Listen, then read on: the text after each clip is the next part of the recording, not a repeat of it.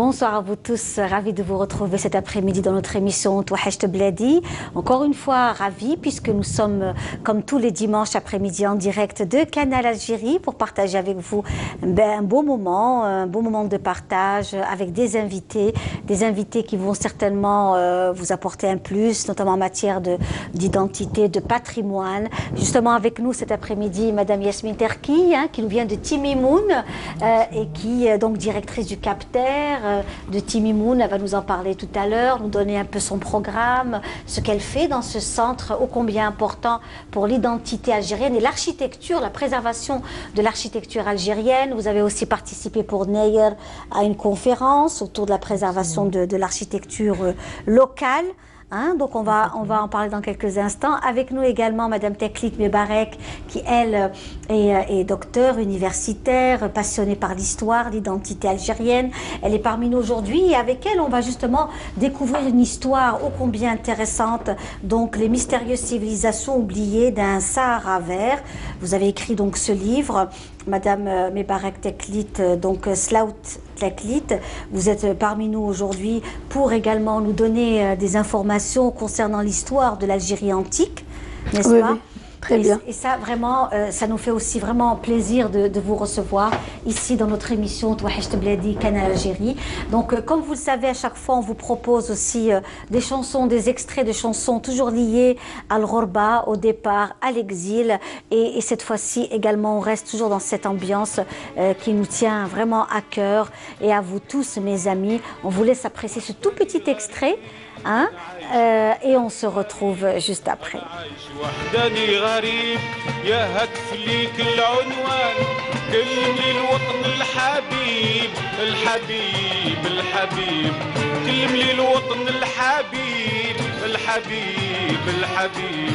الجزائر زينة البلدان، الجزائر زينة البلدان.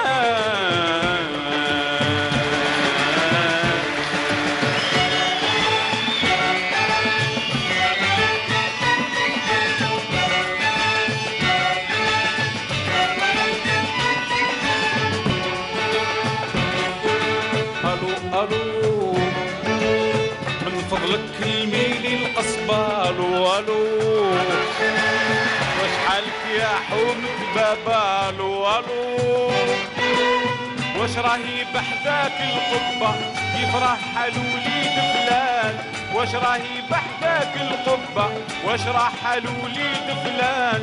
قولي له راني في غربة من وحش وشعلت نيران، من وحش وشعلت نيران.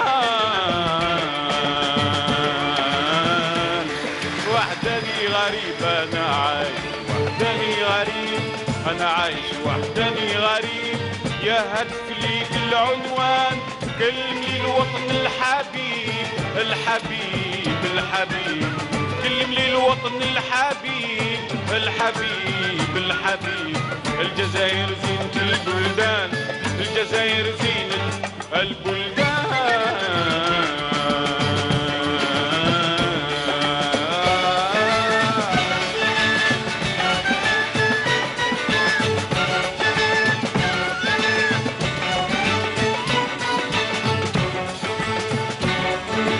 الو الو من فضلك ديري لي مزية. الو الو كلمي لي المدنية. الو الو راه الوحش كثر عليا من بيلكور كبير الشان، راه الوحش كثر عليا من بيلكور كبير الشان.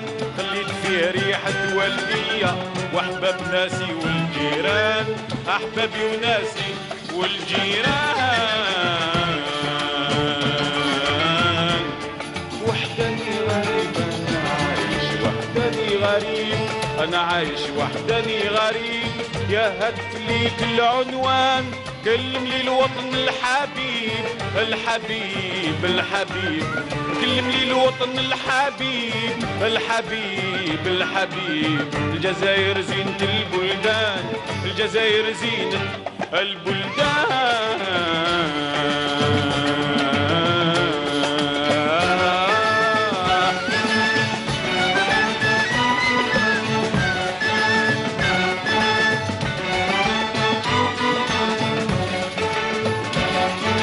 الو الو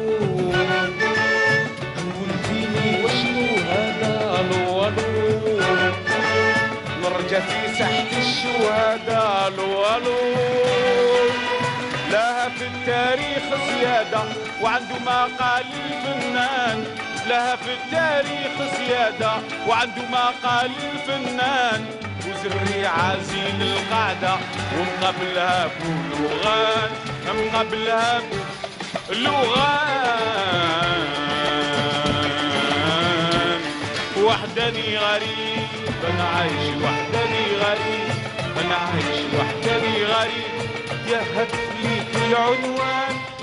Voilà, c'était là une très belle chanson que l'on vous a dans Touhacht Bladi, hein, qui est aussi le générique de l'émission Touhacht Bladi. Encore une fois, marhaba bikoum ya al-hbab, et ravi de vous retrouver avec nos invités ici, notamment sur le plateau de Canal Algérie Touhacht Bladi, des personnalités hein, qui aussi nous font découvrir également l'histoire du pays, l'histoire antique du pays, notamment avec Madame Teklit Mebarek, qui est docteur en linguistique et qui est aussi donc spécialisée aussi dans les langues anciennes, n'est-ce pas, libique plus particulièrement, et qui a fait aussi des études comparées dans la linguistique. Avec nous, Madame Yasmine Terki aussi, qui vient de Timimoun, hein, qui part demain, voilà, sur Timimoun, et qui a elle aussi été donc invitée dans le cadre de Neyer, de Yin Neyer, dans la Wilaya Tizi Ouzou, dans la région de Tigzirt plus particulièrement.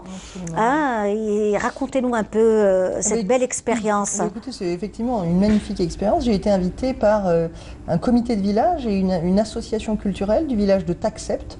C'est un village absolument sublime qui est situé juste à 3 km de Tigzirt, dans la montagne, donc juste au-dessus de la mer.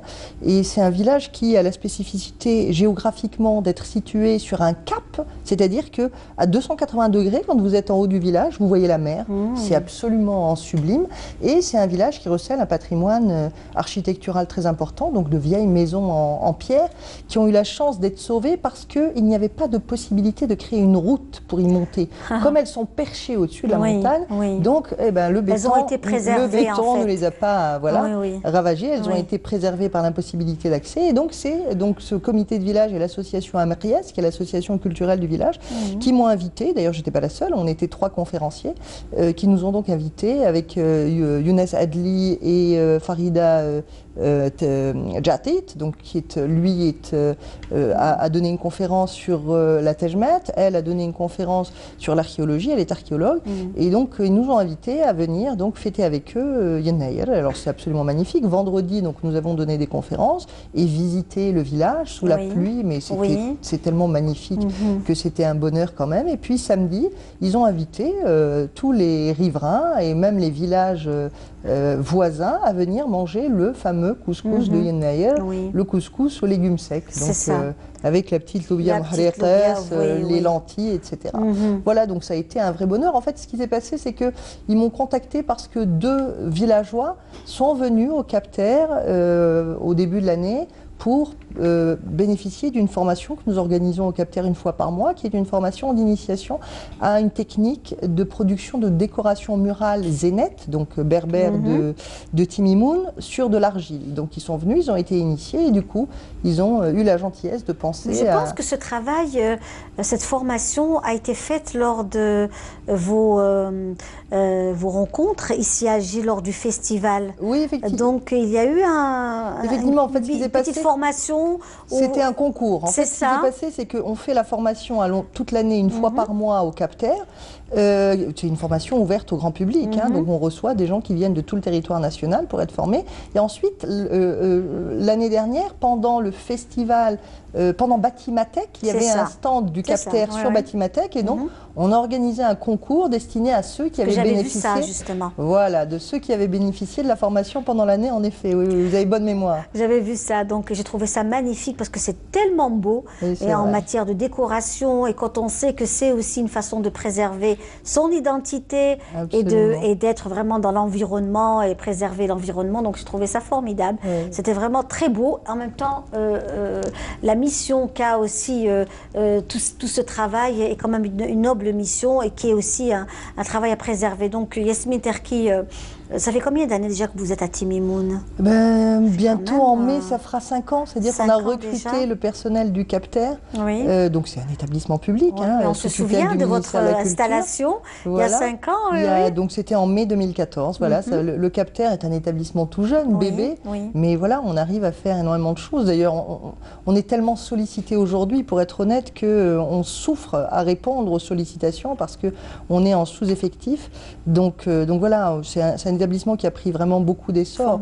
Et la demande est énorme. Vous savez, le patrimoine bâti en terre, c'est un patrimoine qui est absolument généralisé à tout le pays, du nord au sud, d'est en ouest. Est-ce qu'aujourd'hui, il y a une véritable conscience des pouvoirs publics quant à cette construction à base de produits naturels, à base de produits que nous avons dans notre quotidien, hein, notamment.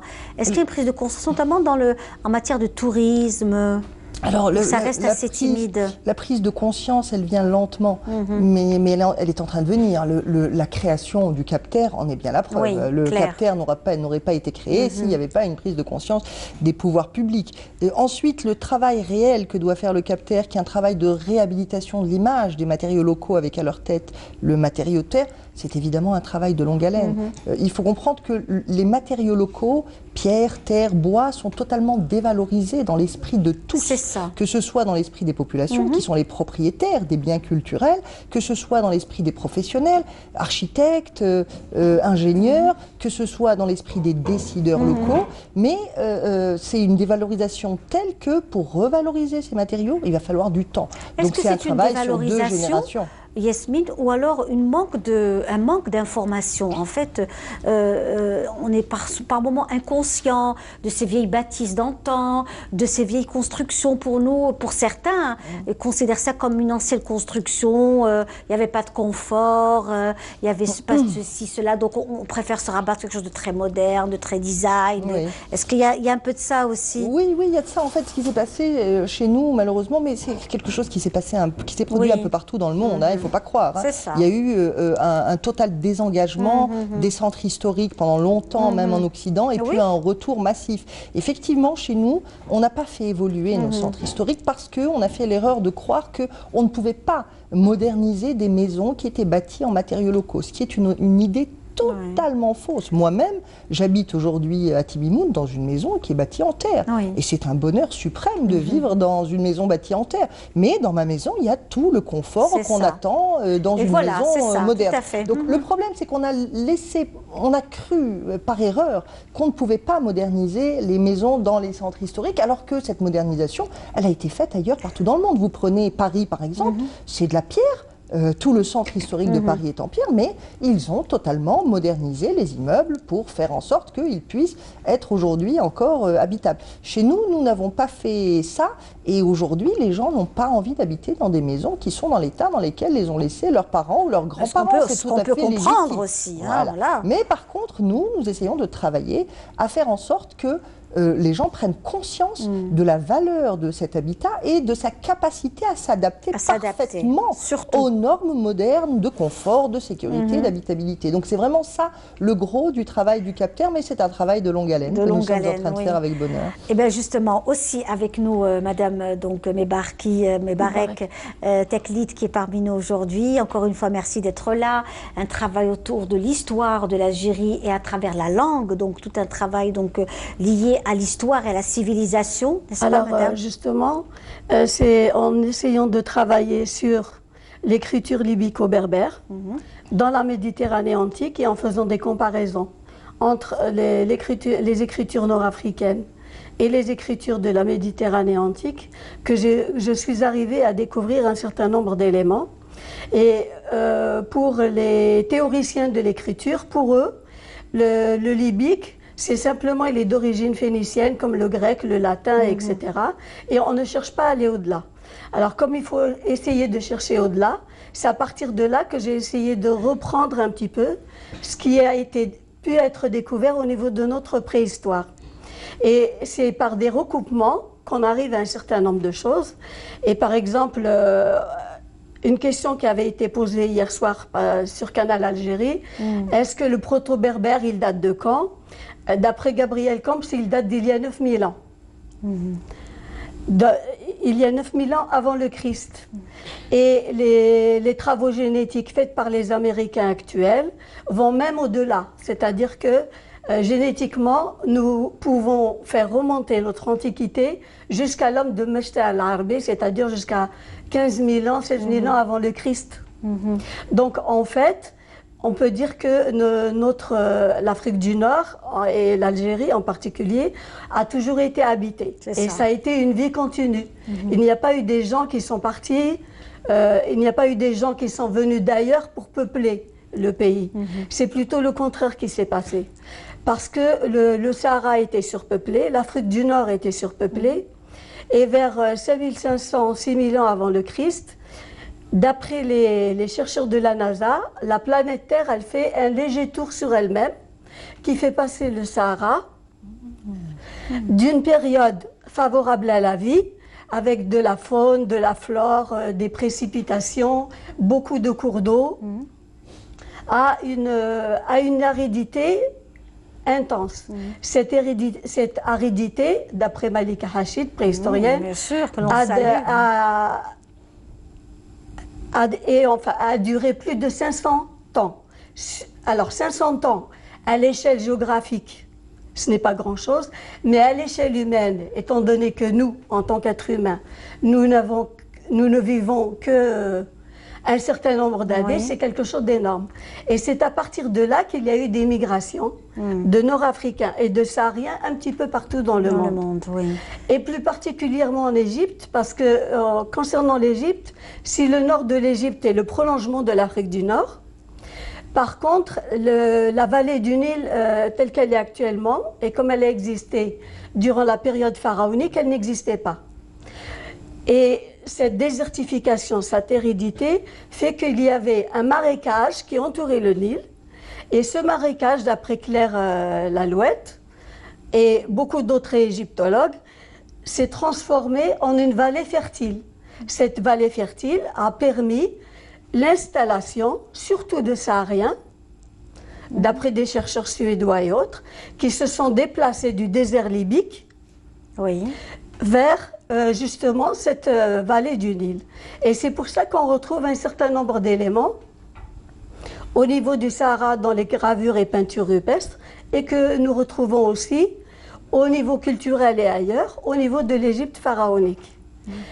Mais ensuite, cette désertification s'est peu à peu atténuée et il y a eu de la vie. Et c'est là qu'il y a eu le Sahara qui a été peuplé par des pasteurs de bovins, dont il y a des peintures et des gravures rupestres qui sillonnent le Sahara de l'Atlantique jusqu'à la vallée du Nil. Et ces pasteurs de bovins avaient une même ère culturelle. Et on voit des femmes et des enfants en train de jouer, debout devant leur maison, etc.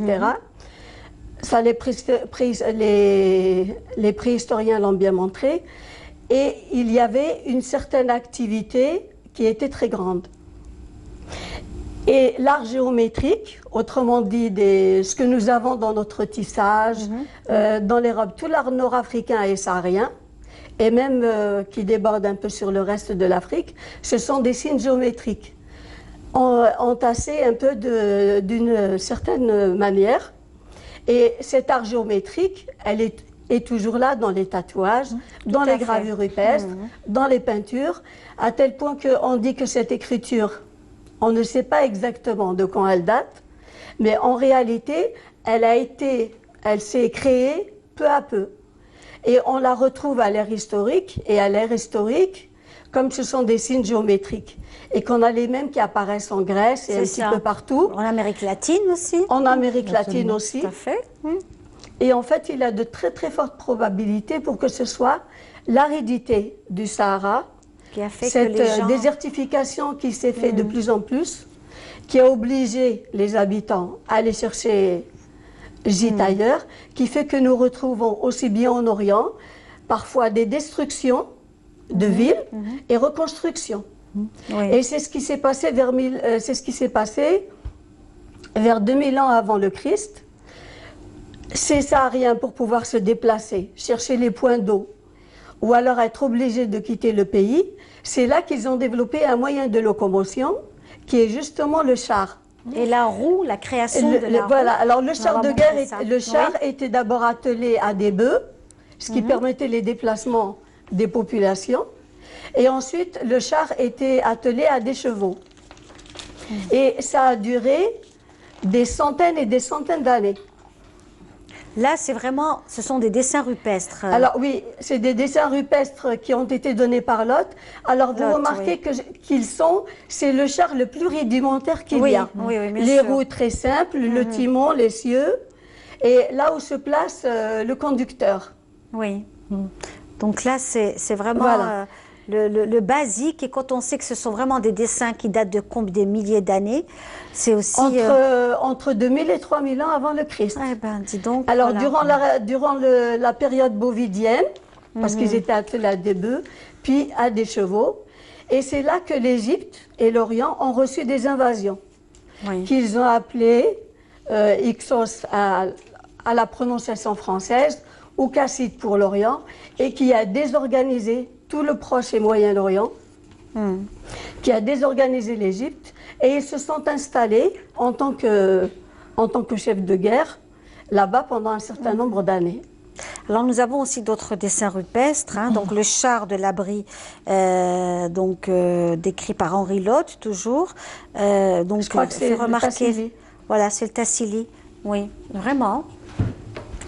C'est chez nous. Et là, on découvre beaucoup de choses. Absolument. Vraiment de grandes découvertes autour de l'histoire de l'Algérie et ce que nous avons comme vestiges anciens. Énorme. Et Nous avons énormément de choses. on finit pas d'apprendre et de découvrir toute cette richesse qui émane de notre histoire, de notre passé. Donc, vous avez fait un travail autour de cela qui s'intitule « Les mystérieuses civilisations oubliées d'un Sahara vert ». Et vous nous expliquez en fait que Oui, le édité à Sahara... l'OPU. Voilà. On peut le trouver, votre livre, Oui, madame? oui, il se trouve dans la bibliothèque de l'OPU, L'OPU, les oui. librairies de l'OPU. Oui. Et il n'est pas cher. C'est pour ça d'ailleurs l'écriture est assez...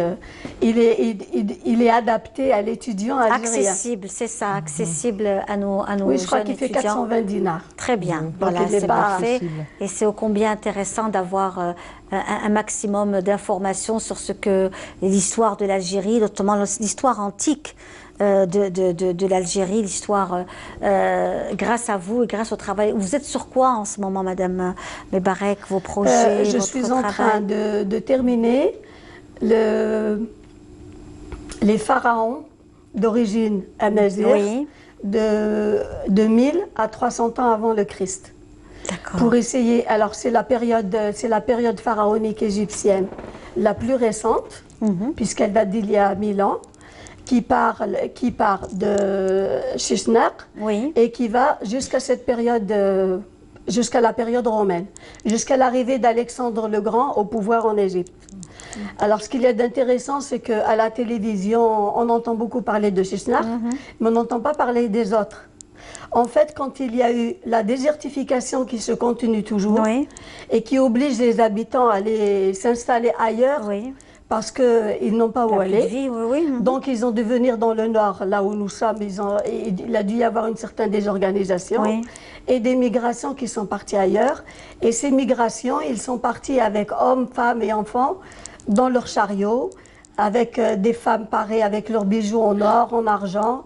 Les soldats avaient les Meshwesh avaient des épées en bronze. Et sous deux pharaons différents, ils ont attaqué l'Égypte. Mais avant d'attaquer l'Égypte, parce que l'Égypte était quand même un État puissant, ils ont commencé par attaquer l'Orient, le rivage méditerranéen oriental, où ils ont détruit Ogarit, une partie de la Phénicie, une partie de la Grèce. La Grèce a été complètement dévastée vers 1250 avant le Christ. Et ensuite, ils sont arrivés en Égypte et ils voulaient absolument, ils revendiquaient, ils voulaient des terres où s'installer. Ils ont été repoussés. Alors, on sait que ce sont des Nord-Africains de l'Antiquité, puisqu'ils étaient leurs dirigeants au niveau du premier pharaon. Il s'appelait Merei, et il était là avec ces gens, plus les gens qu'il avait conquis au niveau de la Méditerranée, c'est-à-dire européens, orientaux, qui Donc ont dévasté donc l'Égypte. c'est autour de tout ce travail. Alors, on va justement prendre un appel, si ça ne vous dérange pas. Donc, en direct, nous sommes en direct, donc nous avons aussi des appels. Nous avons Saliha qui nous appelle de Tipaza, me dit-on. Saliha, bonjour. Bonjour, madame. Bonjour Saliha, marhaba bik. Je vous félicite pour l'émission Hadia, ça m'a vraiment touchée. J'étais comme ça, et puis j'ai ouvert, j'ai trouvé les deux dames, Oui. avec ce prof d'histoire qui m'a vraiment, elle est riche, vraiment, on a besoin de ce qu'elle raconte, vraiment, c'est intéressant, et puis c'est rare de trouver une dame comme ça raconter l'histoire de Shechnaq et tout ça, avant Jésus-Christ, tout ça, c'est vraiment intéressant, les gens ne connaissent pas ça. Oui. Et puis la dame à côté qui est habillée avec le Yasmine, l'architecte, Oui. elle est vraiment belle, c'est une femme sublime. Elle m'a vraiment touchée. Cette dame, c'est une beauté que nous trouvons rare.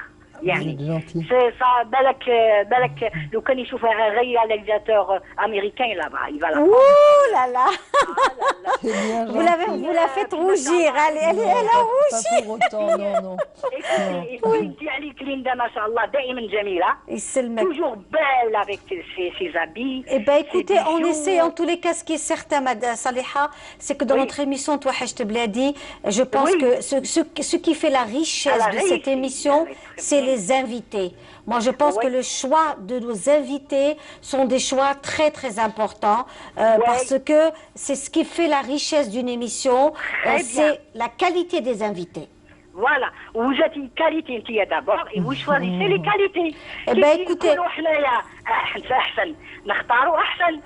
Eh bien, écoutez, en tous les cas, nous, On ça peut nous pas fait chaud au faire, cœur. Madame, s'il vous plaît, on ne peut pas faire du miel avec des mouches. انتيا vous êtes miel et vous ramenez des miels. Du miel. Vous êtes gentil, Saliha. كاريك ياسمين الله يخليك قولها واش راكي ديري في فمك لا كولور برك اعطيها لي وتاع شعرك.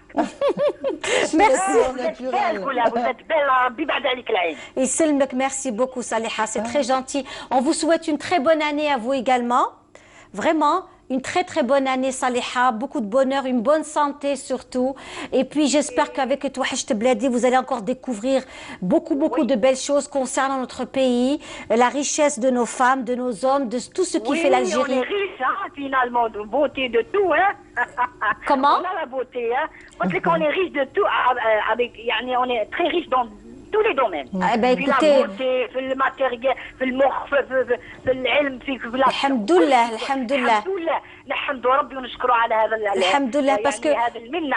Vous savez, Saliha, je disais, nous avons des chercheurs, nous avons des femmes chercheurs, des oui, hommes Allah يبارك, qui mettent en avant toute notre, j'allais dire, beaucoup de lacunes autour de l'histoire de l'Algérie, Bien notamment sûr. l'histoire antique. Il y a beaucoup à faire, beaucoup à faire. Le chemin est encore long et j'espère que encore avec d'autres, les générations qui arriveront, qui sont encore brillantissimes. Inch'Allah, Donc, Inch'Allah. là aussi, c'est vraiment très, très important. Donc, on- الزين يجيب الزين، الطاوس جبتي الطاوس، إيه، الشابة سلمك. جبتينا الشابين. Merci والله beaucoup. يخليك. Merci, يخليك Saliha. دائماً جميلة. Et bon revoir. Merci, madame. Merci, au revoir, madame. À bientôt et bonne année. Au revoir. Merci, au revoir. revoir. Au revoir. Voilà, donc en tous les cas, merci à Saliha pour ses encouragements et également découvrir aussi son patrimoine et son identité, c'est vraiment très très important.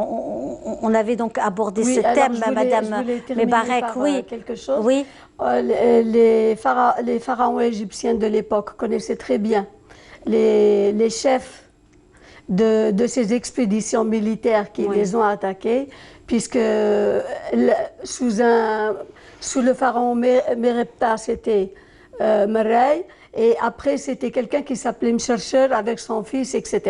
En tout cas, et avec vous, ils avaient des navires, il y avait une vingtaine de navires, donc ce n'est pas comme écrivent certains égyptologues en disant que culture fragmentaire, des tribus Oui, sans oui, oui. civilisation, Oui, oui, etc. c'est ça, oui, oui. On ne connaît pas notre passé Tout parce à que nous fait. n'avons pas justement parce que Ça, le c'est libique n'est pas important. déchiffré. Tout à fait. Alors, Et on va y ça revenir. va être... On va revenir dans quelques instants, si vous voulez bien, Madame Très bien. Ebarak. C'est tellement intéressant tout ce que vous racontez. On a l'impression d'être dans un film.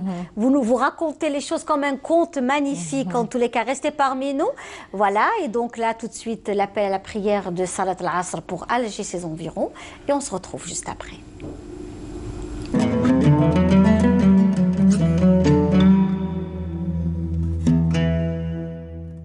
بسم الله الرحمن الرحيم إن الصلاة كانت على المؤمنين كتابا موقوتا صدق الله العظيم الله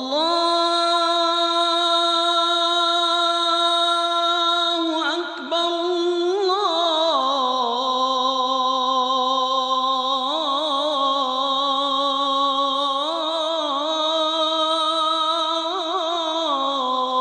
الله أكبر أشهد أن لا إله إلا الله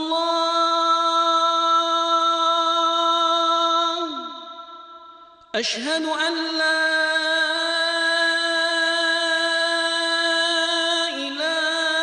إله إلا الله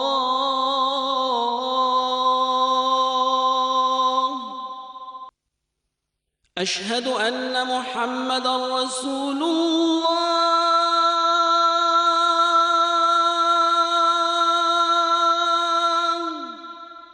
أشهد أن محمدا رسول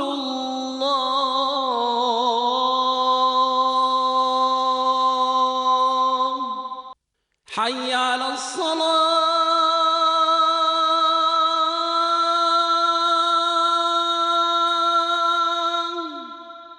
حي على الصلاة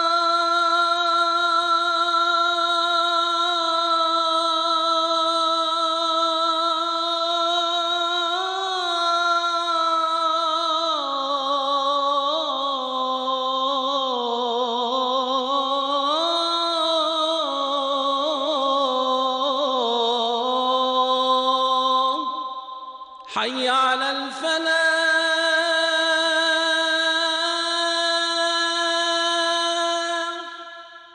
حي على الفلاح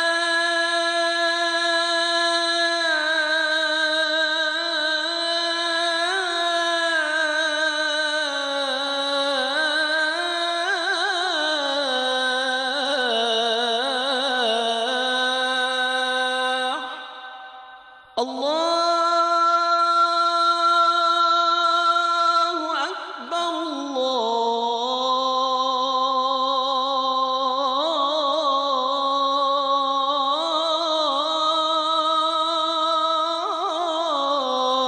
الله أكبر لا إله إلا الله اللهم رب هذه الدعوة التامة والصلاة القائمة آت محمدا الوسيلة والفضيلة والدرجة الرفيعة وابعثه اللهم مقاما محمودا الذي وعدته. قبل الله صلاة الجميع بمزيد من الأجر الثواب والمغفرة. Voilà, de retour dans notre émission Touhacht Bladi en direct de Canal Algérie avec nos invités ici dans le studio. C'est un plaisir de les recevoir, notamment Madame Yasmine Terki, directrice du CAPTER à Timimoun, et Madame Ebarek Teklit qui est parmi nous aujourd'hui, avec qui on a beaucoup parlé de l'histoire de l'Algérie à travers aussi sa langue, à travers donc son histoire et sa civilisation, et la présence aussi de dessins rupestres qui font que l'histoire de l'Algérie remonte à très loin, et aussi à la civilisation des autres pays. Et très souvent, nous sommes aussi inconscients de cela, hein, Madame Ebarek. Vraiment, oui. L'apport j'allais dire, du sud, du nord africain, du maghrébin, de l'algérien. Il apporte beaucoup aux autres. C'est ça, aux autres. Parce que la majorité des égyptologues considèrent que c'est presque une période de décadence parce Oui. que les pharaons, à partir de cette époque-là, sont d'origine maghrébine, d'origine berbère. En réalité, ce n'est pas du tout ça. Au contraire, ils ont élevé la grandeur de l'Égypte. Et je vais en citer juste un comme exemple, celui qui a commencé les travaux du canal de Suez, qui s'appelle Néchao II, vers 600 et quelques avant le Christ.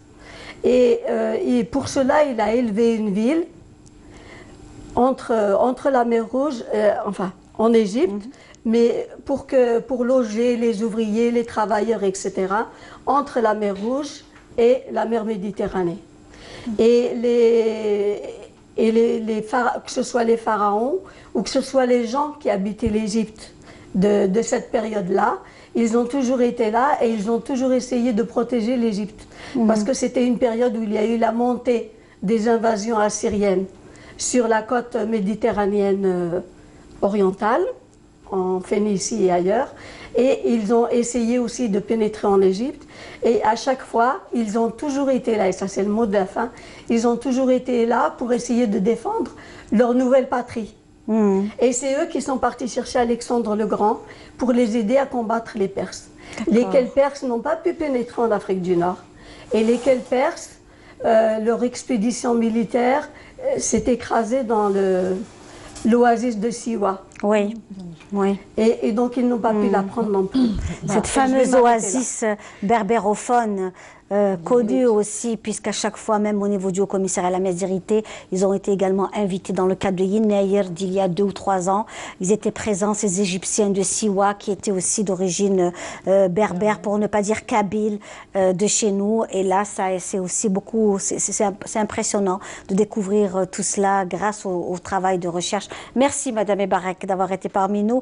Yasmine Terki, donc c'était aussi donc beaucoup de rencontres aussi qui se font à Timimoun dans le cadre du CAPTER, aussi des colloques, des séminaires. Alors, là, cette année, non, pas beaucoup de séminaires. Habituellement, oui, on a des séminaires mensuels au niveau du CAPTER, mais l'an dernier, cette année, beaucoup moins, parce qu'en fait, on a une formation permanente. On a un projet de coopération avec le Centre mondial de la construction en terre pour former nos équipes sur 3 ans pour les perfectionner, faire en sorte qu'ils aient les compétences totales dans le domaine des architectures de terre. Donc à cause de ça, il n'y a pas eu beaucoup de conférences ni l'an dernier ni cette année. Par contre, il y a d'autres activités qu'on continue, notamment on a monté des chantiers participatifs auxquels il y a beaucoup de gens de tout le pays qui viennent participer. Ça, c'est absolument extraordinaire. Le dernier, c'était là vers le mois de fin octobre, début novembre, dans un qsab à 90 km de Timimoun qui s'appelle Talmin. Et c'était extraordinaire parce qu'il y avait des jeunes qui venaient de 15 wilayas du pays et qui sont venus bénévolement. C'est-à-dire que nous, on fait un appel à participation et on a énormément de demandes de gens qui veulent venir donner de leur personne pour aider à préserver le patrimoine algérien. Donc ça, c'est vraiment quelque chose de très rassurant, de très positif. C'est qu'on voit qu'il y a une montée puissante de conscience par rapport à l'importance de la préservation du patrimoine. Il y a vraiment une volonté de retour à la culture, aux traditions, au patrimoine, etc. Ben c'est comme vous, la tenue que vous portez est magnifique, hein, comme disait Saleha, et puis le beau bijou que vous portez est splendide. Je ne sais pas si on peut voir un gros plan du bijou de Madame Yasmine Terki, que ce soit les bracelets kabyles, berbères d'ailleurs, là de Kabylie, la Touareg et le collier. Le collier, c'est encore autre chose. Le collier, c'est un objet de ma propre création avec de vieilles pièces, donc c'est un remontage. Et figurez-vous que j'ai fait ça chez un ami bijoutier dans le souk de Tunis. Mais c'est moi-même qui l'ai composé. À base de du sreb, le haut. C'est du sreb, absolument. C'est une pâte. Oui, c'est une pâte odorante, une pâte parfumée. Mais vous voyez, on peut faire des choses ultra contemporaines avec des produits de la tradition. C'est ça qui est fabuleux, c'est que la tradition, en fait, contrairement à ce qu'on imagine, c'est pas quelque chose de statique, c'est quelque chose qui est en évolution permanente. Mais c'est important d'expliquer, de vulgariser cette information. Il suffit de les revaloriser. Il faut aller absolument. Voilà, on voit le beau collier de Yasmine, la khashabia que vous portez avec ce tissu splendide. C'est moi qui choisis les tissus et je vais faire moi-même mes khashabiyat chez un monsieur qui est un couturier à Alger. Voilà, écoutez, c'est formidable. Vous êtes magnifique. En tout cas, merci beaucoup. Merci à vous deux, mesdames. C'était un plaisir. On parlait justement de Nayr et de cette façon de transmettre aux enfants aussi cette fête. Je pense que c'est aussi très important. Ce qui a été fait ce week-end était aussi formidable, extraordinaire, à travers tout le territoire national. La fête de Nayr et notamment avec ce travail autour d'une crèche, une petite crèche qui a aussi fêté toutes les crèches à travers le territoire national, notamment dans la grande capitale. Ils ont fêté Nayr et les écoles également d'une façon extraordinaire, vraiment. Merci à vous deux, mesdames. On vous souhaite plein de bonnes choses. Revenez nous voir avec d'autres belles nouvelles et d'autres belles informations concernant notre cher pays. Et on suit donc le reportage de Soumia Zerwali. On se retrouve juste après.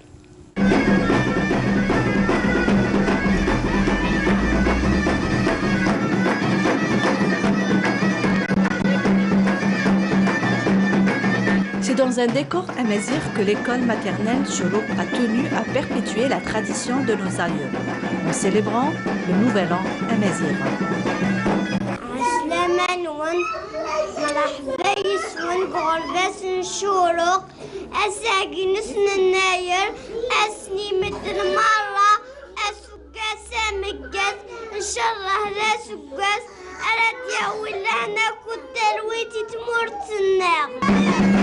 Vêtus de leurs beaux vêtements traditionnels, les enfants et les éducatrices ont dansé sur les rythmes des tambourins.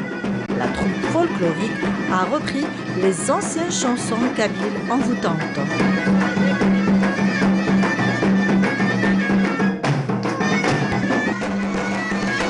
Pour l'occasion, Al-Hadja Zohra a roulé le couscous comme elle le faisait d'antan et a tenu à nous transmettre les traditions de cette pratique millénaire.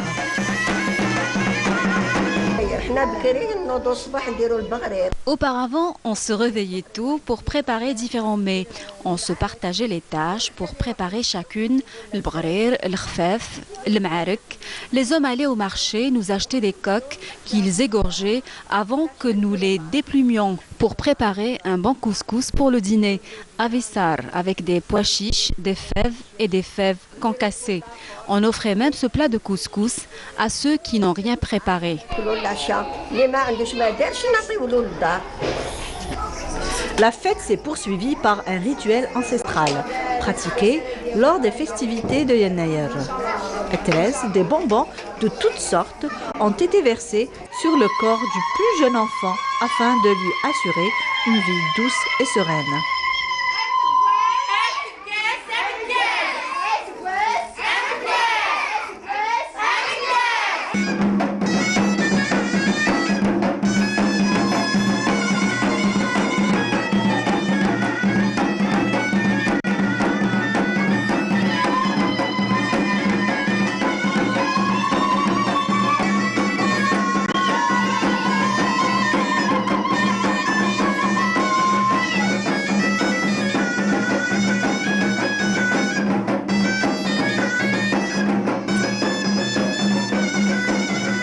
Et comme symbole de fertilité, les enfants se sont réunis autour d'un bon couscous au poulet, garni de légumes frais et secs, comme elle le veut, la tradition.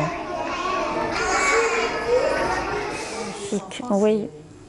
Voilà, et de retour après ce très beau reportage de Nayr Sgesam à vous tous, mes amis.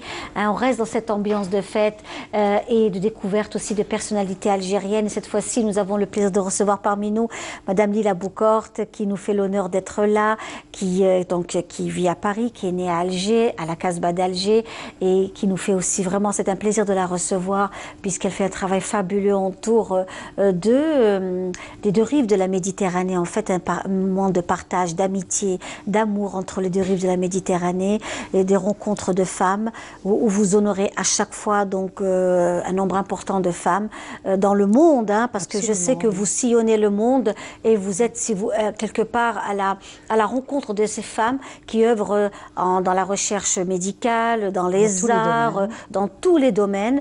Et là, vous êtes venu en Algérie, vous teniez à être là, à Alger plus particulièrement, avec la fondation donc Zefira Yassef qui vous a aussi donc reçu cette fois, donc à cette occasion.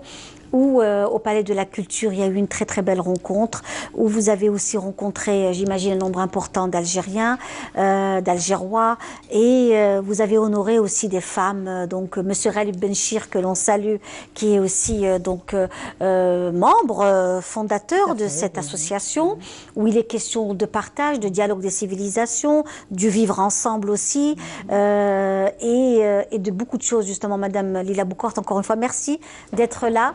Et on est ravis de vous recevoir, vraiment. Merci beaucoup. C'est moi qui vous remercie pour votre invitation. Alors, je suis sculpteur de formation et président de France Euro-Méditerranée depuis quelques années, ça fait 10 ans. Notre président du jury, c'est notre ami Ghalib Benchir, que tout le monde connaît. Oui. Et nous sommes très heureux. Depuis quelques semaines, il est le président de la Fondation L'Islam de France. Oui. Il a remplacé Monsieur Chevènement. Oui. Voilà, nous sommes très heureux et très fiers. On le félicite. Et puis, c'est quelqu'un d'extraordinaire, vraiment formidable, oui. Vous connaissez aussi certainement Baliza Khiari, qui est notre marin depuis la création de notre association. Notre association, elle rassemble des femmes d'horizons divers, composées elles sont issues de tous les domaines de la société civile. Hein. Et donc, nous faisons beaucoup de choses dans le monde, en France, avec d'autres associations, etc. Mais les trophées La Réussite au féminin, c'est très spécial. Hein. C'est notre projet phare de notre association. Et tous les ans, nous organisons donc la remise des trophées La Réussite au féminin, qui récompense 9 femmes à chaque fois. Des femmes aussi. Nous avons eu des astronautes. Nous avons eu une chef d'orchestre que vous connaissez tous. Samia. Sinon, c'est Zahia Zouana qui a d'ailleurs dirigé l'orchestre. Que nous avons reçu. Oui, tout à fait. Ici à Canal Algérie plusieurs fois. Oui. Tout à fait. Elles sont dans tous les domaines de la société civile, des chefs d'entreprise, et nous savons, Madame, justement, Madame Lila Boucourt, vous avez donc sillonné l'Algérie, comme nous savons que vous aimez donc votre pays. Vous êtes amoureuse de votre pays, de votre patrimoine. Absolument. Vous disiez que vous étiez très émue d'être ici, parce que c'est la première fois que vous passez à la télévision, notamment algérienne, et que vous passez aussi avec nous notre Wahesh Bledi, une émission que vous suivez aussi je vous en remercie. C'est une émission que je suis régulièrement. Et là, ça nous fait aussi chaud au cœur, parce que nous savons que vous vouliez vraiment honorer des femmes. Et les femmes que vous avez honorées sont des femmes extraordinaires, telles que Madame Merad Boudia, Rachida, et tant d'autres qui étaient aussi présentes, oui. C'est-à-dire, j'ai été sollicitée par plusieurs pays pour présenter cet événement chez eux. Je me suis dit quand même, je suis algérienne, je suis fière de l'être. Il faut absolument, pour la première délocalisation, je l'organise dans mon pays. Et voilà, c'est pour ça, c'est avec le partenariat de la Fondation Zafira Yassef et sous le patronage du ministère de la Culture, Monsieur Azzeddine Mihoubi. C'était vraiment c'était festif, il y a 2 jours déjà, et c'était très intéressant. Il y avait beaucoup de diplomates qui étaient présents. Et c'était magnifique, vraiment, cette récompense. On a récompensé 4 Algériennes, Madame Merad, notre amie la judocate, Selima Souakri, la conservatrice, Madame Orfali Dalila, absolument. Et Madame Ginette aussi. Il y a eu d'autres nationalités comme la Tunisie, Madame Samia Maktouf, qui est vraiment une grande avocate internationale au barreau de Paris et de Tunisie. Une grande chef d'entreprise, et puis elle enseigne aussi à Sonspo, notre amie la marocaine qui est Boucha Bayed, et une indonésienne également, et la 9e, c'est une Italienne. Très bien, Voilà. bah, écoutez, c'est très riche et très diversifié. Absolument. En tous les cas, nous, ce qui nous enchante et le fait de vous avoir reçu aussi, c'est qu'on espère vous revoir pour d'autres rencontres ici en Algérie, un bel échange avec votre pays et j'espère à d'autres émissions ensemble. Hein. Absolument. Voilà, autour de l'Algérie. Tout à fait. Comme je suis sculpteur, j'ai un projet justement pour exposer ici. Et j'ai exposé au Grand Palais cet hiver. J'ai exposé un cheval monté par un cavalier qui est l'émir Abdelkader. Oui, C'était oui. l'exposition au Grand Palais. Et vraiment, c'était magnifique. Beaucoup de gens étaient très subjugués par parce que vraiment c'était quelque chose d'extraordinaire. J'ai beaucoup travaillé sur ce cheval et sur ce cavalier. J'ai essayé par tous les moyens. Il y a beaucoup de travail, de la selle, du burnos. C'est magnifique. Vous y tenez vraiment parce que c'est aussi vous, quelque part. C'est cette identité donc algérienne que vous vouliez vraiment mettre en avant. Tout à fait. J'en suis très fière et je n'arrête pas. Tous les jours, je projette justement l'Algérie. Il faut qu'elle soit présente partout. Parce que nous avons des femmes d'exception dans tous les domaines. Vous-même, d'ailleurs. Merci beaucoup. Nous vous suivons régulièrement. Merci beaucoup. Et donc, il faut les faire connaître. Voilà. C'est pour ça la première délocalisation, je l'ai faite en Algérie, pour montrer qu'en Algérie, on a des femmes vraiment extraordinaires. Et nous avons beaucoup de projets, on va le faire, dans la littérature, dans l'art en général. Et voilà, c'est mon objectif et Inch'Allah, on le fera. Inch'Allah, Inch'Allah. En tous les cas, Lila Boucourt, merci d'avoir été parmi nous aujourd'hui. Merci beaucoup.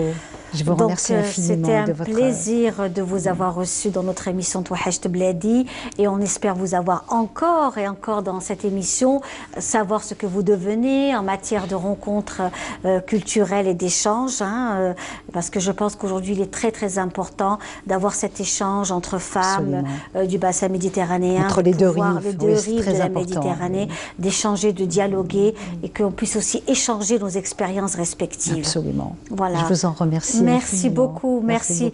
Merci, on va vous laisser partir aussi, comme on disait avec aussi notre groupe de femmes, des chants kabyles que l'on vous offre à vous tous, amis téléspectateurs, en espérant vous retrouver encore une autre fois, Madame Lila Boucourt. Inch'Allah, merci beaucoup. Merci, au revoir. Merci. Au revoir. Au revoir.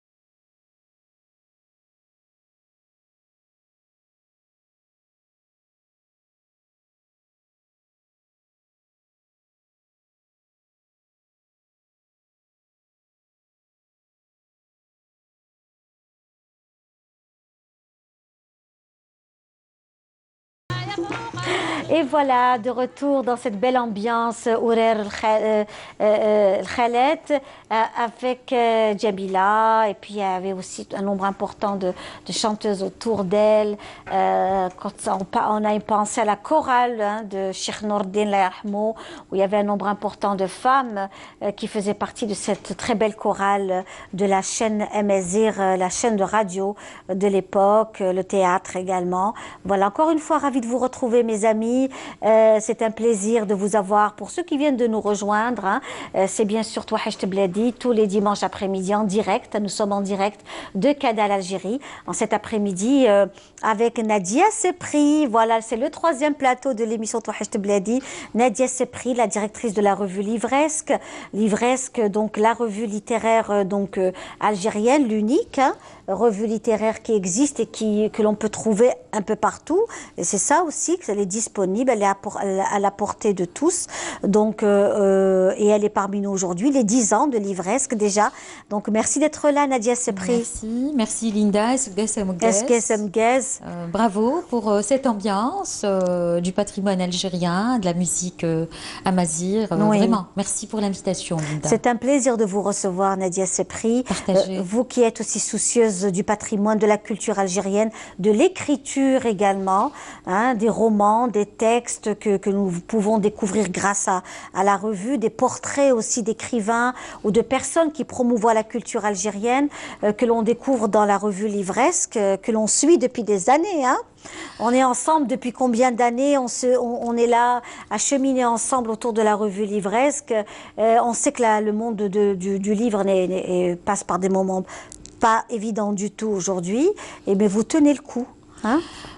En fait, oui, on tient le coup. D'abord, non seulement on est à 10 ans d'existence, donc 2009-2019, waouh, c'est vraiment très lourd sur les épaules à porter une telle mission. Parce que la littérature algérienne, contemporaine, se porte bien. Elle est là, elle est bel et bien là. Les auteurs sont là. Comme vous suivez aussi les prix littéraires, vous avez le prix Assia Djebar, vous avez le prix Les Escales littéraires, vous avez aussi le prix Mohamed Dib. Donc tout ça, ça donne une certaine... Et bientôt Yamina Mechakra. Voilà, donc tout ça, ça va donner la force au livre algérien. Cependant, avec la crise que connaît l'Algérie, que connaissent nos partenaires, la presse algérienne va un petit peu patiner, va un petit peu freiner cet élan, parce qu'il y avait un élan de faire mieux, de partir de l'avant. Mais aujourd'hui, avec tout ce qui se passe pour la presse algérienne, et notamment les périodiques comme ce que je dirige depuis 10 ans, en patine un petit peu. Maintenant, pour les 10 ans de Livresque, comme on a travaillé beaucoup avec les partenaires étrangers, les partenaires algériens, les auteurs attendent beaucoup de promotion pour les livres qu'ils écrivent. Les libraires aussi, ils ont besoin d'être appuyés. Les éditeurs aussi, ils ne vont pas faire un bouquin pour qu'il reste comme ça. Et puis moi, ma visée, et puis mon but, ça a été toujours d'exporter la littérature vers l'ailleurs pour non seulement donner l'horizon algérien contemporain, mais en plus partir vers la traduction, que ce soit avec nos amis allemands, américains, autrichiens, espagnols. Nous partions vers cela en 2015. C'était un grand challenge pour Livresque, pour lancer un petit peu non seulement la littérature algérienne à travers le monde, parce qu'aujourd'hui, nous recevons par l'importation la littérature algérienne, mais elle ne s'exporte pas. Nous avons le talent, nous avons les livres, nous avons de magnifiques plumes dont on est fier, mais qui reste à travers un petit peu les petites organisations algériennes, etc. Livresque, comme il a eu son partenaire, ça fait quelques années aussi, on a eu un partenariat avec le magazine littéraire Lire français. Donc nous étions un petit bébé devant les géants qu'était le magazine littéraire. On avait prévu de faire quelque chose ensemble, on avait prévu de partir vers un partenariat très très solide pour que nos livres voyagent par les langues et voyagent aussi à travers la géographie, mais hélas, aujourd'hui, et j'appelle un petit peu, j'interpelle la tutelle, j'interpelle les partenaires qui, eux, appuient les magazines pour que le magazine ne va pas s'arrêter au milieu du chemin. Parce qu'aujourd'hui, c'est un bébé de 10 ans, c'est une maturité, les écrivains attendent beaucoup, les lecteurs attendent beaucoup, les abonnés attendent beaucoup, les éditeurs eux-mêmes attendent beaucoup, et on souhaite qu'il y ait non seulement Livresque, mais d'autres magazines littéraires. Donc aujourd'hui, avec la crise algérienne, nous souhaitons que Livresque, s'il ne va pas sortir en version papier, il sortira de toute évidence en version numérique, et en version numérique pour des abonnés. Pour des abonnés, c'est pas les blogs. Je ne sais pas si vous allez être d'accord avec moi, mais j'ai l'impression que quelque part, à cause ou grâce à cette crise dite économique, il y a un rebondissement, il y a une frénésie, il y a une envie de produire. On reçoit beaucoup de personnes ici qui se lancent dans de belles initiatives, qu'elles soient culturelles, artistiques, liées au patrimoine. Ah oui, c'est clair. Et là, vraiment, et je trouve que, quelque part, cette peur donc de tomber en panne, entre guillemets, donc les gens essaient de se bouger eux-mêmes. En fait, Linda, moi, la crise, c'est pas une crise, parce qu'à travers le monde, il y a une crise, il y a une crise mondiale, crise financière, qui n'est pas seulement propre à l'Algérie, elle est propre à travers le monde. Mais moi, quand je dis la crise, c'est pour que nous soyons des maillons. Nous soyons des maillons, les uns et les autres. Vous savez, un écrivain, quand il sort son bouquin, s'il n'a pas le magazine littéraire, s'il n'a pas les revues, s'il n'a pas des blogs, s'il n'a pas la promotion à la télé, à la radio et tout ça, il sera nulle part, il va s'autodétruire. Et un magazine, c'est un des maillons de la visibilité de la culture algérienne. En fait, tous les magazines jusqu'à présent n'ont pas duré 10 ans, n'ont pas duré jusqu'à 52 numéros. Le mérite revient à l'équipe, parce que c'est un travail d'équipe, c'est un travail de confiance, c'est un travail parfois de la tutelle aussi. Il ne faut pas croire, il y a eu des années où le ministre de la Culture lui-même appuyait Livresque, et Dieu seul sait qu'il m'a rendu hommage devant des foules. Aujourd'hui, c'est-à-dire ce que je demande qu'il y ait des écoutes entre nous, que nous ne soyons pas un maillon pour s'égarer quelque part, que au contraire, nous allons être des chaînons pour repenser la culture à l'ère des crises. Les félicitations. J'ai envie de dire merci d'abord à Azdine Mehoubi quand il était ministre de la Communication. Il avait félicité en 2009 le magazine Livresque. Il faut dire ce qu'il en est. À des années en arrière, dans des salles pleines, il rendait hommage aussi à Livresque et saluait cela. Mais aujourd'hui, à l'ère des crises, c'est-à-dire où on va vers la version papier ou on va partir vers la version numérique, et à ce moment-là, ouvrir les abonnements pour que les abonnés ne prennent pas les articles gratuitement pour l'intérêt de la rédaction, pour l'intérêt de l'équipe qui sera en marche. Parce qu'aujourd'hui, même à travers un petit peu les partenaires, il y a beaucoup qui veulent collaborer, contribuer, que ce soit des Algériens ou des étrangers, mais on n'a pas de réponse à cela. Donc nous ne savons pas quelle perspective dans les années prochaines, dans les mois prochains. Ce que je peux dire en tout cas pour les lecteurs de Livresque, je dirais que on fêtera les 10 ans de Livresque. On va avoir tous les partenaires algériens et étrangers pour encore une fois les 10 ans de Livresque. Livresque n'arrêtera pas. Maintenant, est-ce que version papier va poursuivre ou version numérique? Alors, si dans le cas où version papier va disparaître, version numérique, il faut absolument que les banques algériennes arrivent à nous... que vous puissiez avoir... puissent suivre pour qu'il y ait des paiements par Internet. Quel est le moment fort de Livresque pour vous, donc pendant ces 10 ans?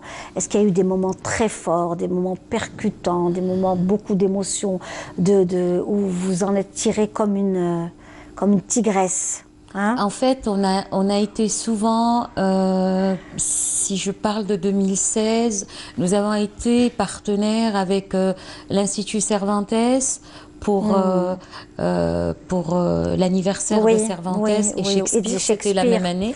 C'était à la Bibliothèque nationale. À la Bibliothèque nationale, l'Ivresque était partenaire. Ça a été une force. Je me souviens, j'étais à Paris, on m'appelait pour dire il nous faut absolument le magazine, puisque le magazine, il accompagnait.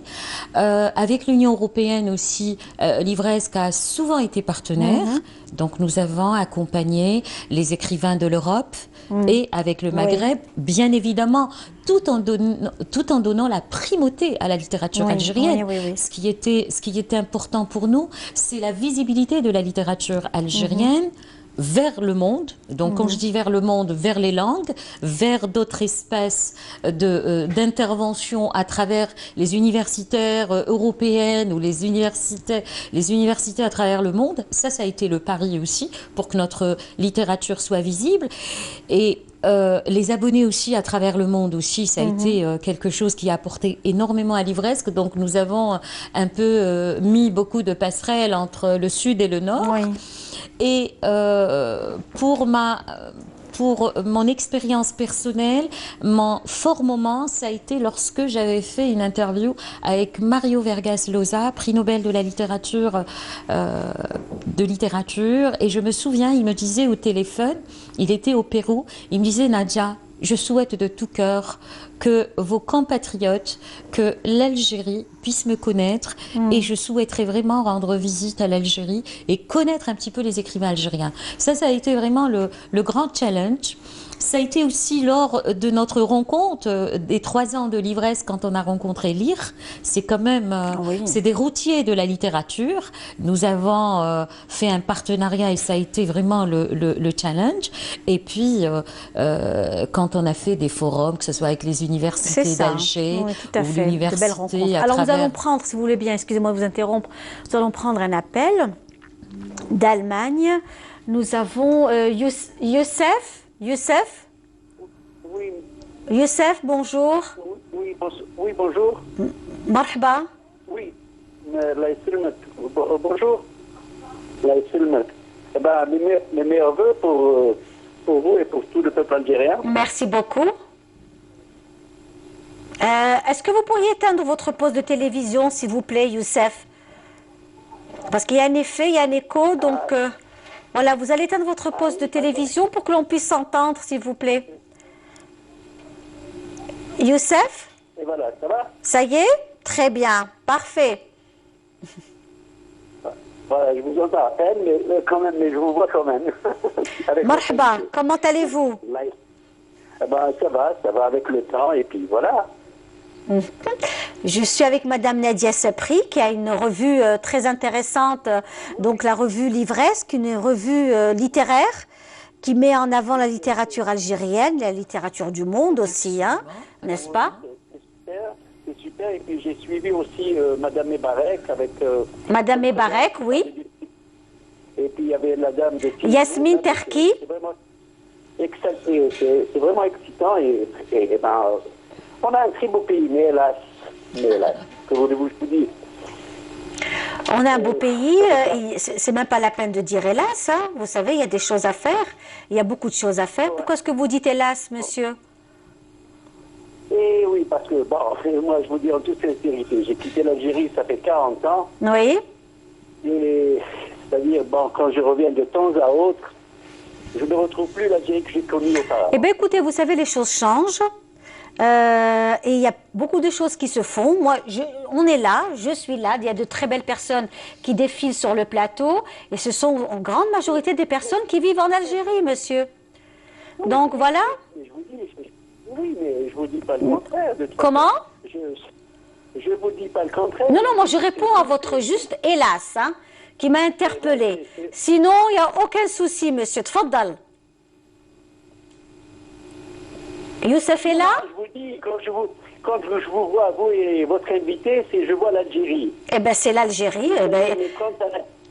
Je vois l'Algérie, c'est formidable, c'est très beau, c'est tout ce qu'on veut. Mais quand on est sur place, je vous dis en toute sincérité, moi je vous le dis, je ne me reconnais plus. Eh bien, peut-être que quelque part, c'est vous aussi qui avez changé, cher ami. C'est peut-être pas, c'est vous. Ah ben écoutez, moi je suis en Algérie, ma famille vit en Algérie, je pense qu'il y a des millions d'Algériens qui vivent en Algérie, et les choses vont bien, vont mal, comme ailleurs. Hein. Non, je vous dis, écoutez, de toute façon, on a importé des trucs qui ne nous appartiennent pas. Point, c'est clair. Eh bien écoutez... Ça n'appartient pas à l'Algérie. Vous fêtez le Yéner en Algérie, c'est l'Algérie d'antan, c'est l'Algérie qu'on a connue. Oui. Quand je rentre à Alger, je vois qu'il y a plus d'Iraniens que de monsieur. Non. Alors Youssef, justement, Youssef, vous m'entendez? Youssef, est-ce que Youssef est là? Ah, il nous a quittés en plus. Il ne faudra certainement pas dire que nous l'avons coupé, mais alors là, pas du tout. Donc Youssef, si vous pouvez nous rappeler, rappelez-nous. Et ce qui est certain, c'est qu'on aurait souhaité continuer la discussion avec notre cher ami Youssef, qui souvent, quand on vient pour 10 jours et faire des allers-retours, c'est pas toujours évident. Donc, et là, je pense que c'est aussi important aujourd'hui de revenir vers des valeurs certaines de l'Algérie d'aujourd'hui, une Algérie qui avance. Absolument, oui, Nadia. Absolument. Moi, je veux dire à la personne qui vient d'appeler, j'ai envie juste de dire qu'il y a beaucoup de choses peut-être qui ne sont pas trop visibles, c'est ça. Nous manquons de visibilité, comme je disais, la littérature a besoin de magazines ou alors des émissions, des écrivains, des chanteurs, des animateurs, des espaces. Nous avons besoin en fait de mettre des lumières sur cela. Sinon, c'est un pays qui fonctionne mais en souterrain. On a l'impression que la visibilité manque à nos compatriotes qui viennent de l'étranger. La diaspora s'inquiète beaucoup, mais elle n'est pas au courant des choses. C'est ça, elle n'est pas au courant des choses. Mais il y a aussi beaucoup de choses qui se font via la télé, comme notre émission Touhacht Bladi, sur les réseaux sociaux. Aujourd'hui, vous pouvez découvrir énormément de choses sur l'Algérie. D'ailleurs, on va certainement dans Touhacht Bladi faire des sorties autour de toutes ces maisons d'hôtes qui existent à travers le territoire national, que ce soit à Boussaïda, à Ghardaya, dans d'autres régions où on peut recevoir le tourisme d'une façon extraordinaire. Le patrimoine est vraiment mis en avant. Donc voilà. En fait, Linda, vous avez raison de parler des réseaux sociaux. Alors, c'est vraiment... il y a le bon côté des réseaux sociaux, le mauvais côté. Pourquoi? Parce que le bon côté, c'est vrai qu'on est informé de ce qu'il y a, etc. Mais quand on voit le résiduel aussi de ce qui se dit et la facilité de donner une opinion fâcheuse, là aussi, on se dit, est-ce qu'on est en train de construire quelque chose autour de cela? Et c'est pour ça que maintenant, toutes les bonnes initiatives qui ont été faites pendant des années, et aujourd'hui elles continuent, il faut plus que jamais ne pas les abandonner et puis les laisser ressortir un petit peu. Le domaine de la littérature, comme le domaine de la musique, le patrimoine. Alors il faudra nous inviter pour les 10 ans de notre chère revue que nous avons suivie, et on encourage toutes les belles initiatives des revues culturelles qui pourraient aussi exister en Algérie. Nous espérons qu'il y ait aussi des revues, qu'il y ait de belles choses qui se fassent.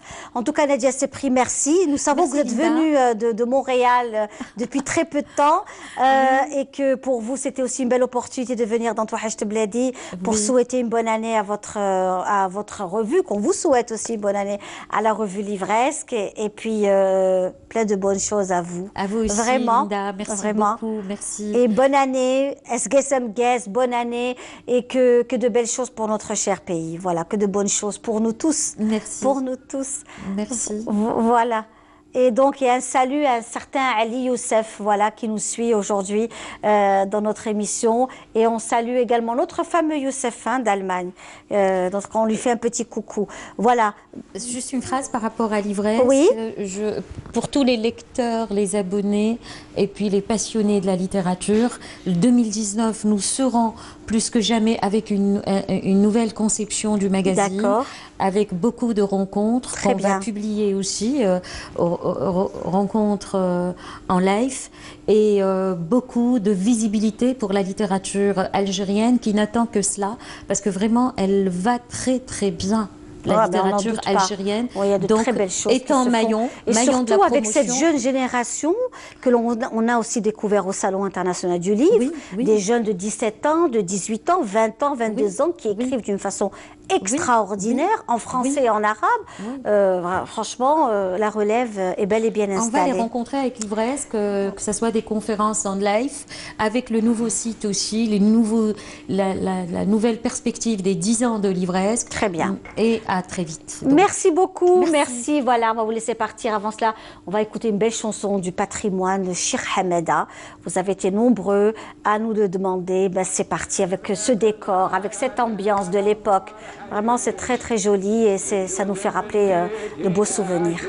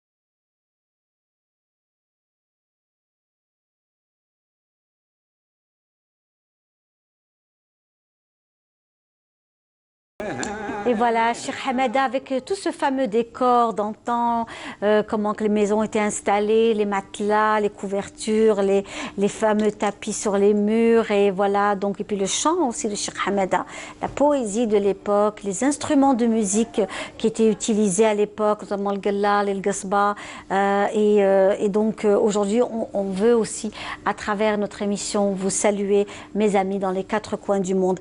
On finit en beauté, bien entendu, notre émission Touhajt Bladi avec la fondation Nes El Khair, donc le Khair, donc notamment cette fondation qui est dans le monde de la solidarité. Avec nous donc Monsieur Abdelkarim Zarrouqi, bonjour. Bonjour Linda, et Gassam Guess pour toute la communauté aussi berbère, algérienne, et puis dans le monde aussi, dans tout le monde. Absolument. Et c'est un plaisir de vous recevoir. Alors justement, Abdelkarim Zarrouqi, vous êtes donc secrétaire général, vice-président de la fondation donc Nes El Khair, qui s'est constituée en fondation maintenant. Donc c'était au début un collectif, et puis après ça a pris de l'ampleur. Toujours dans le monde de la solidarité, et vous organisez un événement qui s'intitule Yenayerna, n'est-ce pas? Bladi, oui, Sanat Bladi. Tout à fait. Donc aujourd'hui on organise une soirée pour fêter la nouvelle année berbère, donc Yennayer. Et on profite aussi pour décerner en collaboration, parce qu'on a signé un protocole d'accord avec le ministère de la Solidarité et de la Famille et des Conditions de la Femme. Donc on a profité de cette occasion pour plus ou moins accompagner les femmes à mobilité réduite et les femmes qui viennent de l'intérieur du pays pour leur octroyer aujourd'hui, enfin à travers les mécanismes du ministère de la Solidarité, donc l'ONGEM. Donc on va financer un petit peu leurs projets. C'est des femmes quand même qui ont des métiers, des petits métiers. Mais nous, le programme de la Fondation et la stratégie de la Fondation, c'est de plus ou moins accompagner ces femmes à mobilité réduite et ces femmes de l'intérieur du pays qui ont quand même un savoir-faire. Donc il suffit juste de les booster un petit peu, de les stimuler avec un petit peu d'énergie et puis financer un petit peu leurs petits projets pour qu'elles deviennent autonomes. Et enfin, c'est la vision et c'est la stratégie de la Fondation. Donc on essaye de pousser ces femmes et ces personnes à mobilité réduite à être productives. Ça s'inscrit dans le programme de la Fondation, c'est la citoyenneté productive, c'est l'entrepreneuriat citoyen. Donc c'est un petit peu ça. D'accord. Donc, votre mission dans Yennayer, qu'est-ce qu'on va découvrir, Mentouj Bladi? Il va y avoir donc des produits artisanaux, des produits du terroir.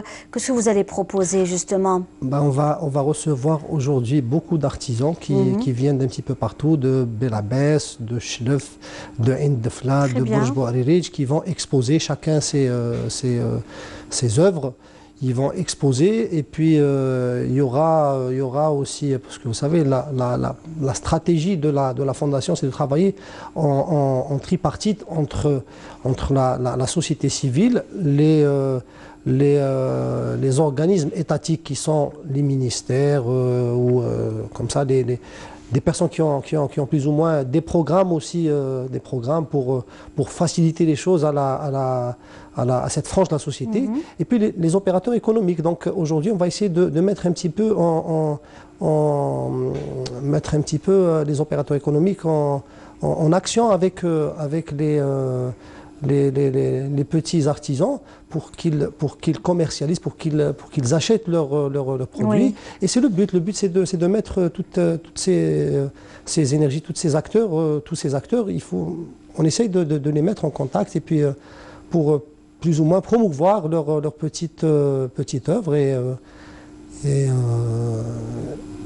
les faire pouvoir qu'ils puissent vendre leurs produits. Pour vous, c'est aussi important que toutes ces personnes puissent vendre leurs produits du terroir, liés aux traditions. Donc j'imagine que c'est aussi des produits qui sont liés à l'agriculture, qui sont liés à la terre également. Tout à fait.